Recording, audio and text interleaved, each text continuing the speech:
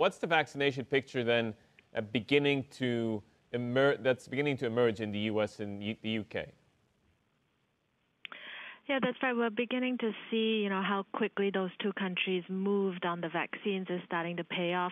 Like you said, a positive milestone for once in the U.S. 26.5 million Americans have received one or both doses, and the U.S. is giving out shots at a faster rate than any country in the world. Besides that, the U.K. also in that vanguard of countries right at the forefront of this. Israel, the U.K., the UAE, the U.S. These are all places where there are now more vaccinations than cases.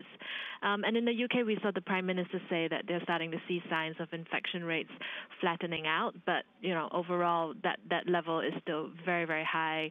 The outbreak is nowhere near controlled, and there's still some time to go. What about Europe? How does that stack up then in comparison? So what we're seeing is that Europe has fallen behind very much the UK and the US. And, there has been quite a lot of anger and recrimination in Europe about why they are slower. They have experienced delays with companies saying they can't send as many shots as they earlier thought. And one of the things that's emerging is some blame for the countries basically banding together and letting Brussels take the lead on the vaccination drive, because people are saying that has slowed the individual countries down.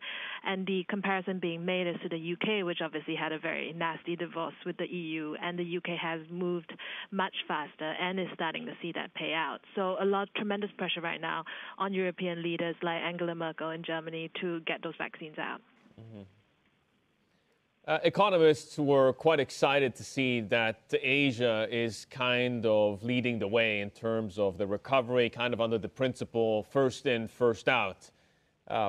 Is that picture getting confirmed by the vaccination numbers we're seeing? Well, we're definitely seeing Asia in a much better shape than the rest of the world. In most places in Asia, you're talking about China, Taiwan, New Zealand. These are places where the outbreak has been largely completely controlled and people are living very normal lives. But what we are seeing is that because of that normality, they are slower on vaccinations than in the West, because that sense of urgency and desperation is not present. And so you do see places which are still struggling, like Japan, having to continue being in a state of emergency, for example, because those vaccinations are not coming through yet, and it is on a slower timeline. So for places like that, it's going to be challenging to keep control of the epidemic.